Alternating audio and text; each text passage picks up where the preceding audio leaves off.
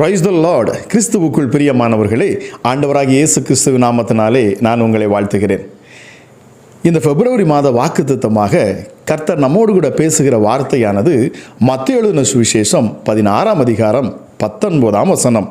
பரலோக ராஜ்யத்தின் திறவுகோல்களை நான் உனக்கு தருவேன். பூலோகத்திலே நீ கட்டுகிறது எதுவோ அது பரலோகத்திலும் கட்டப்பட்டிருக்கும். பூலோகத்திலே நீ கட்டவிழ்ப்பது எதுவோ அது பரலோகத்திலும் கட்டவிழ்க்கப்பட்டிருக்கும். பிரியமானவர்களே, தேவன் இந்த மாதத்தில் பரலோக ராஜ்யத்தின் திறவுகோல்களை நான் உங்களுக்கு கொடுப்பேன் என்று அவர் வாக்கு பண்ணுகிறாராம்.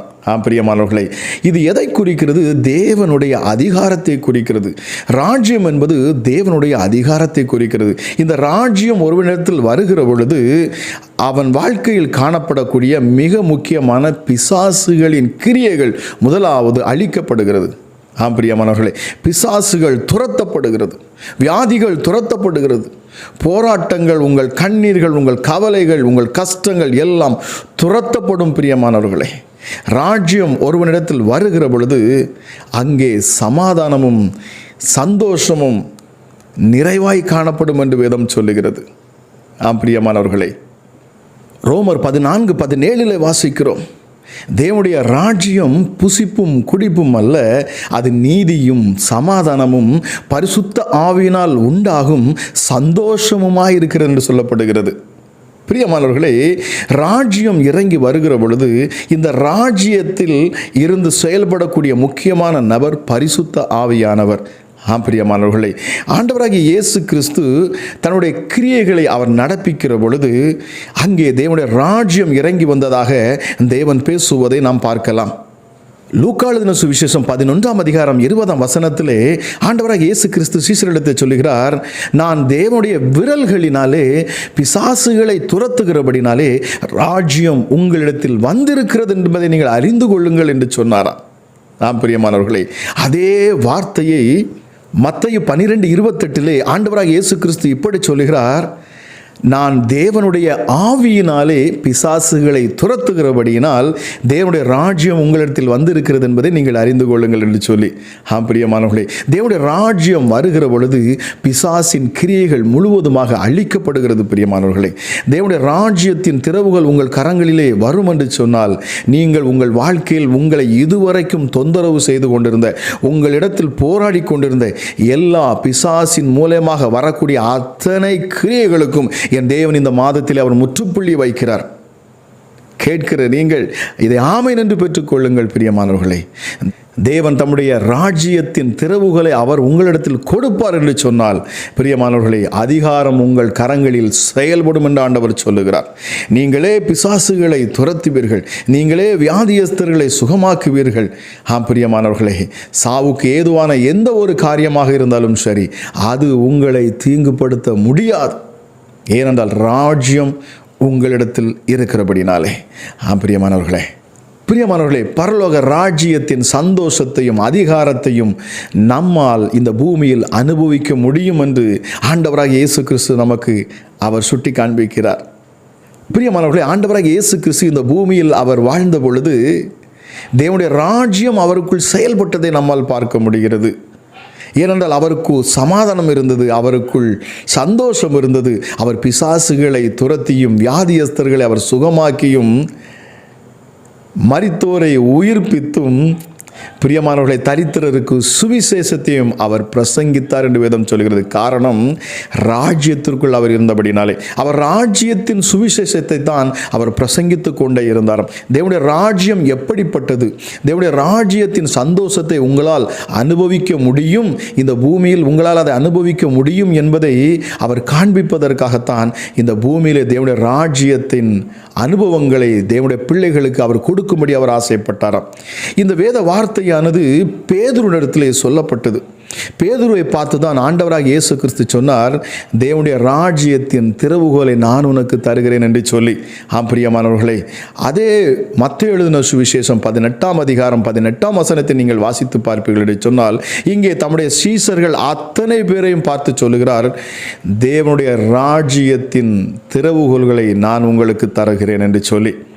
பிரியமானவர்களே, நீங்கள் எவைகளை இந்த பூலோகத்தில் கட்டுவீர்களோ அவைகள் பரலோகத்தில் கட்டப்பட்டிருக்கும். நீங்கள் இந்த பூலோகத்தில் எவைகளை கட்டவிழ்ப்பீர்களோ அது பரலோகத்திலும் கட்டவிழ்க்கப்பட்டிருக்கும் என்று சொல்லி, இந்த வாக்குத்தத்தத்தை என் தேவனாகிய கர்த்தர் இந்த மாதத்தில் அவர் உங்களுக்கு கொடுக்கிறார். பிரியமானவர்களே, நீங்கள் ஆவிக்குரிய வாழ்க்கையில் ஒரு வளர்ச்சியில் வர வேண்டும் என்பது ஆண்டவருடைய விருப்பமாக இருக்கிறது. நீங்கள் அவரை இன்னும் கிட்டி வருகிற பொழுது, அவரை இன்னும் நெருங்கி வருகிற பொழுது, ஆவிக்குரிய வாழ்க்கையில் நீங்கள் ஆழமாக அடியெடுத்து வைக்கிற பொழுது தேவனுடைய ராஜ்யம் உங்களுக்குள் செயல்படும். பிரியமானவர்களே, நீங்கள் எவைகளெல்லாம் தோற்று போனீர்களோ அவைகளெல்லாம் என் தேவன் ஜெயத்தை கொடுப்பார்.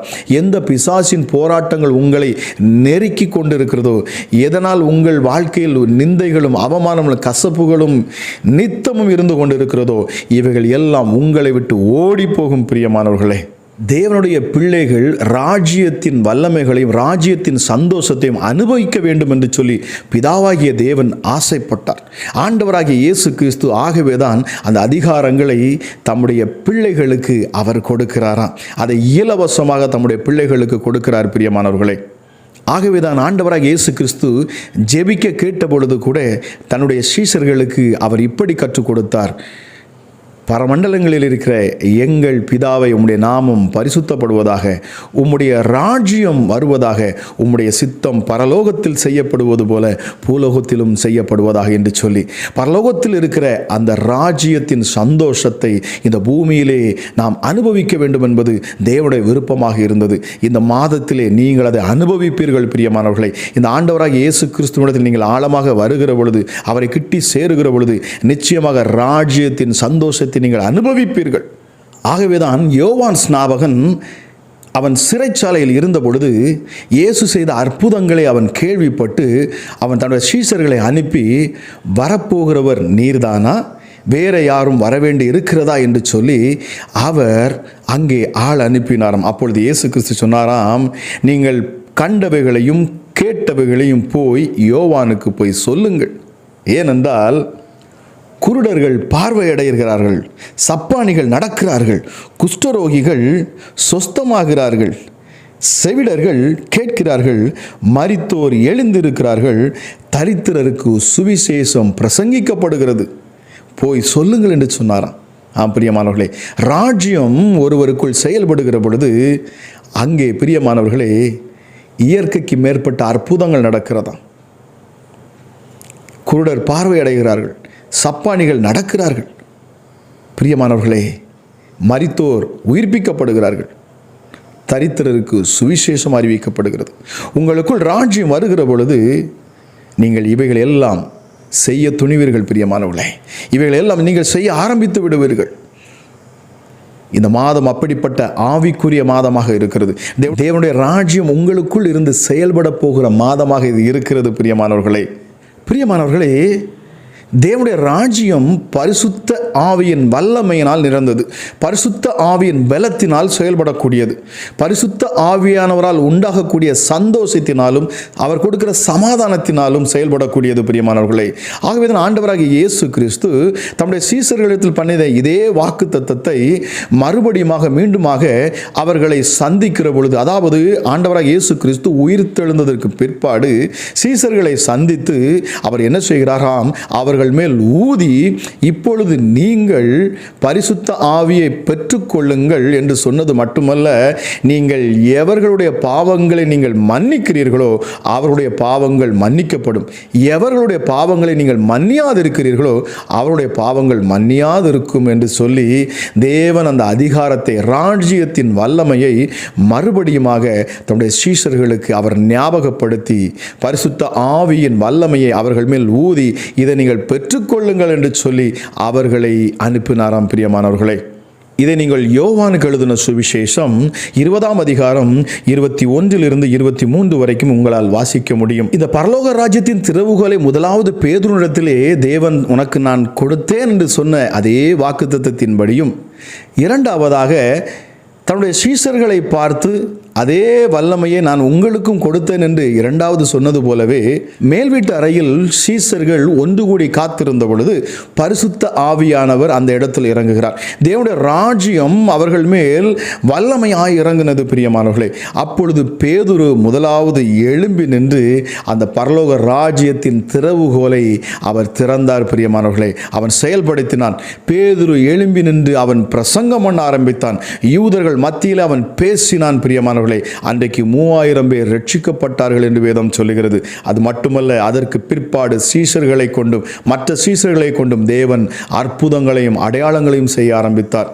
இந்த யூதர்களுக்குள்ளே முதலாவது எழும்பி பிரசங்கித்து அந்த பரலோக ராஜ்யத்தின் திறவுகளை திறந்தவர் பேதுரு பிரியமானவர்களை. வாக்கு பண்ணினபடியே பேதுரு முதலாவது அப்போஸ்தலர் நடவடிக்கைகளை நீங்கள் வாசிப்பீர் என்று சொன்னால், பேதுருவை கொண்டு தேவன் பெரிய பெரிய காரியங்களை செய்தார்.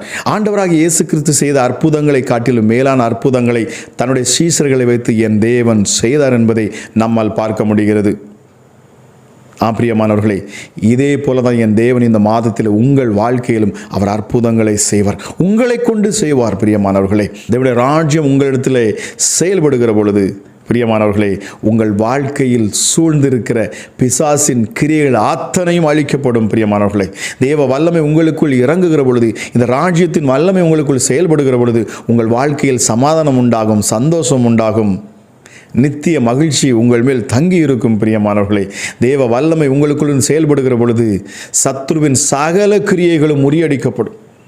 உங்கள் கண்ணீர் மாறும், உங்கள் துயரங்கள் மாறும், துக்கங்கள் மாறும். உங்கள் வாழ்க்கையில் உங்களுக்குள் சமாதானம் பெருக ஆரம்பிக்கும். பிரியமானவர்களே, இந்த ராஜ்யத்தின் வல்லமையை பெற்றுக்கொள்ள நீங்கள் செய்ய வேண்டியது, மத்தேயு எழுதின சுவிசேஷம் 5ஆம் அதிகாரம் 3ஆம் வசனம் சொல்லுகிறது, ஆவியில் எளிமையுள்ளவர்கள் பாக்கியவான்கள், தேவனுடைய ராஜ்யம் அவர்களுடையது என்று சொல்லி.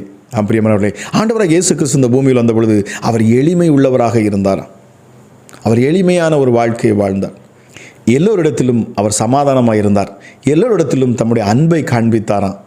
பிரியமானவர்களே, நாமும் அவரை போல எளிமையாய் நாம் நிற்கிற பொழுது, ஆவியில் நாம் எளிமை உள்ளவர்களாய் இருக்கிற பொழுது தேவனுடைய ராஜ்யம் நமக்குள் செயல்படும். இரண்டாவதாக மத்தேயு எழுதின சுவிசேஷம் 18ஆம் அதிகாரம் 3-4 வசனங்களை நீங்கள் வாசித்து பார்ப்பீர்கள் என்று சொன்னால், அங்கே தேவனுடைய ராஜ்யத்திற்கு ஆண்டவராக இயேசு கிறிஸ்து சொல்லுகிறார், நாம் சிறு பிள்ளையை போல மாற வேண்டுமா. சிறு பிள்ளையை போல நாம் நம்மை தாழ்த்துகிற பொழுது தேவனுடைய ராஜ்யம் நமக்குள் செயல்படும் என்று வேதம் சொல்லுகிறது. பிரியமானவர்களே, மூன்றாவதாக மத்தேயு 18:21 பேதுரு கேட்கிறார், என் சகோதரனை நான் எத்தனை முறை மன்னிக்க வேண்டும் என்று சொல்லி. 7 முறையா? அதற்கு ஆண்டவராக இயேசு கிறிஸ்து சொல்கிறார், 7 முறை அல்ல, 70 முறை வந்தாலும் நீ மன்னிக்கும் தயாளனாக இருக்க வேண்டும் என்று சொல்லி, உன் சகோதரனை நீ மன்னிக்க வேண்டும், உன் சகோதரனோடு கூட நீ சமாதானம் பண்ண வேண்டும் என்றும் ஆண்டவராக இயேசு கிறிஸ்து அந்த இடத்திலே அவர் கற்றுக் கொடுப்பதை நம்மால் பார்க்க முடியும். பிரியமானவர்களே, மத்தேயு எழுதின சுவிசேஷம் 16ஆம் அதிகாரத்திலிருந்து 18ஆம் அதிகாரம் வரைக்கும் நீங்கள் வாசிப்பீர்கள் என்று சொன்னால், இந்த ராஜ்யம் செயல்படுவதற்கும் நாம் என்ன செய்ய வேண்டும் என்றும் அங்கே சொல்லப்பட்டிருக்கிறது. பிரியமானவர்களே, நாம் ஆவியில் எளிமை உள்ளவர்களாக இருக்க வேண்டுமாம். நாம் மற்றவர்களை நேசிக்க வேண்டும், மற்றவர்களை மன்னிக்க வேண்டும். நம்முடைய சகோதரத்தில் நாம் சமாதானமாக இருக்கிற பொழுது தேவனுடைய ராஜ்யம் நம்மளிடத்தில் செயல்படும் என்று ஆண்டவராக இயேசு கிறிஸ்து மிக ஆழமாக அங்கே அவர் கற்றுக் கொடுக்கிறார். பிரியமானவர்களே, தேவன் இந்த மாதத்தில் உங்களுக்கு கொடுத்த இந்த ராஜ்யத்தின் திறவுகோல் நிச்சயமாகவே உங்கள் வாழ்க்கையில் ஒரு பெரிய ஆசீர்வாதத்தை அது கொடுக்கும் என்று நான் விசுவாசிக்கிறேன். இந்த வார்த்தையை நீங்கள் ஏற்றுக்கொண்டு அதன்படியே நீங்கள் தேவனிடத்தில் நீங்கள் இதை ஆமென்று பெற்றுக்கொள்ளுகிற பொழுது, இந்த வாக்குத்தத்தத்தை நீங்கள் ஏற்றுக்கொள்ளுகிற பொழுது தேவனுடைய ராஜ்யம் உங்களுக்குள் செயல்படும். பிரியமானவர்களே, நீங்கள் சமாதானமாவீர்கள், நீங்கள் சந்தோஷத்தை அனுபவிப்பீர்கள். அவருடைய அளவில்லாத கிருபை உங்களை தாங்கும். பிரியமானவர்களே, உங்கள் தேவைகள் சந்திக்கப்படும். தேவனுடைய ராஜ்யம் உங்களிடத்தில் வருகிற பொழுது உங்கள் வாழ்க்கையில் உங்களை இதுவரைக்கும் நெருக்கி கொண்டிருந்த பிசாசினுடைய சகல கிரியைகளும் முறியடிக்கப்படும். எல்லா அந்தகாரங்களும் வெளியேற்றப்படும். இருள் நீங்கும். உங்கள் வாழ்க்கையில் வெளிச்சம் பிரகாசிக்கும். பிரியமானவர்களே, ஜெபிக்கலாமா? எங்கள் அன்பின் பரலோக தகப்பனே, இந்த மாதத்தில் நீர் கொடுத்த வாக்குத்தத்தங்களுக்காக நன்றி செலுத்துகிறேன்ப்பா. அமராஜா, பரலோக ராஜ்யத்தின் திறவுகோலை நீர் தருவேன் என்று சொன்ன வார்த்தைக்காக நன்றி சுவாமி. இந்த வார்த்தைகளை கேட்டு இந்த மாதத்தில் இதை ஏற்றுக்கொண்டு நிற்கிற ஒவ்வொரு பிள்ளைகளுடைய வாழ்க்கையிலும் அப்பா, இந்த மாதத்தில் ஆவிக்குரிய வாழ்க்கையில் ஒரு வளர்ச்சி உண்டாகட்டும் அப்பா. அமராஜா, எஸ்டடி ராஜ்யத்தின் வல்லமை செயல்படுவதாக, அதிகாரங்கள் செயல்படுவதாக, பிசாசின் கிரியைகள் முழுவதுமாக விழுந்து போவதாக சுவாமி. அதன் தந்திரங்கள் முற்றிலுமாக அழிக்கப்படட்டும் அப்பா. ஆமாராஜா, பிசாசுகள் துரத்தப்படுவதாக, வியாதிகள் துரத்தப்படுவதாக, கவலைகள் துரத்தப்படுவதாக, கஷ்டங்கள் துரத்தப்படுவதாக, கண்ணீர் எல்லாவற்றையும் நீர் துடைத்து உம்முடைய பிள்ளைகளுக்கு ராஜ்யத்தின் சந்தோஷத்தையும் சமாதானத்தையும் இந்த மாதத்தில் நீர் கொடுப்பீராக என்று சொல்லி நான் ஜெபிக்கிறேன். பரிசுத்த ஆவியானவரே, ராஜ்யத்தின் வல்லமையை செயல்படுத்துகிறவரே, இந்த நேரத்திலும் இதை கேட்கிற ஒவ்வொரு பிள்ளைகளையும் உம்முடைய மகிமையினால் வல்லமையினால் நீ நிரப்பும்படியாக நான் ஜெபிக்கிறேன். ராஜ்யத்தின் வல்லமை உம்முடைய பிள்ளைகளுக்குள்ளே செயல்படுவதாக. நல்ல பரிசுத்த ஆவியானவரே, கேட்கிற ஒவ்வொரு பிள்ளைகளையும் நீர் எடுத்து பயன்படுத்துவீராக. இந்த மாதம் ஆசீர்வாதத்தின் மாதமாக நீர் மாற்றுகிறீர், சந்தோஷத்தின் மாதமாக நீர் மாற்றுகிறீர், சமாதானத்தின் மாதமாக நீர் மாற்றுகிறீர் அப்பா. அமராஜா, என்றென்றைக்கும் உம்முடைய பிள்ளைகளுக்குள்ளே எசப்பா உமக்குள் இருந்த அதே சமாதானம், அதே சந்தோஷம், அதே அதிகாரம் உடைய பிள்ளைகளுடைய வாழ்க்கையிலும் செயல்படுவதாக என்று சொல்லி நான் ஜெபிக்கிறேன் அப்பா. இதை பார்க்கிற ஒவ்வொரு பிள்ளைகளையும் நீர் ஆசீர்வதிங்க. அமராஜா, உடைய அளவில்லாத கிருபையும் சமாதானமும் உடைய பிள்ளைகளை நிரப்பட்டும் என்று நான் ஜெபிக்கிறேன், ஆசீர்வதிக்கிறேன். இதை பார்த்து கொண்டு இருக்கிற ஒவ்வொரு பிள்ளையுடைய வாழ்க்கையிலும் இப்பொழுதே ஒரு தேவ வல்லமை இறங்கி தொடுவதாக சுவாமி. பிசாசின் கிரியைகள் முறியடிக்கப்படுவதாக, சாத்தான் பின்னிட்டு ஓடுவானாக, வியாதிகள் மறைவதாக இயேசுவின் நாமத்தினாலே. முடவர்கள் எழுந்து நடப்பார்களாக, ஊமையன் பேசுவானாக, செவிடனுக்கு காது கேட்கப்படுவதாக இயேசுவின் நாமத்தினாலே. கற்பத்தின் கனிகள் உண்டாவதாக இயேசுவின் நாமத்தினாலே. அமராஜா, கண்ணீர் மறையட்டும், கவலைகள் மறையட்டும், கஷ்டங்கள் மறையட்டும் இயேசுவின் நாமத்தினாலே. ராஜ்யத்தின் வல்லமையினாலே பேசுகிறேன் இயேசுவின் நாமத்தினாலே. பரிசுத்த ஆவியானுடைய அளவில்லாத வல்லமை இதை கேட்கிற ஒவ்வொரு பிள்ளைகள் மேலும் இப்பொழுதே இறங்கட்டும் அப்பா. ஆமாம் ராஜா, நுகங்கள் முறிக்கப்படுவதாக. சமாதானத்தின் தேவன்தாமே சாத்தானை காலின் கீழே நசுக்கி போட்டார் என்கிற வார்த்தை என்படி இப்பொழுதே அளவில்லாத ராஜ்யத்தின் வல்லமை பிசாசின் கிரியைகளை துரத்துவதாகப்பா. ஆமாம் ராஜா, எஸ்டடி தேவ சமாதானமும் உம்முடைய கிருபையும் உம்முடைய பிள்ளைகளை அளவில்லாமல் ஆண்டு கொள்ளட்டும் சுவாமி. நித்திய வெளிச்சம் உம்முடைய பிள்ளைகள் மேல் தங்கட்டும். சஞ்சலமும் தவிப்பும் ஓடி போவதாக. ஆசீர்வதிங்க, பலப்படுத்துங்க. துதிகன மகிமை எல்லாம் உமக்கு ஒருவருக்கே செலுத்துகிறேன் என்பது இயேசு கிறிஸ்துவின் மூலம் ஜெபிக்கிறேன். ஜெபம் கேளும் ஜீவனுள்ள நல்ல பிதாவே. ஆமேன், ஆமேன்.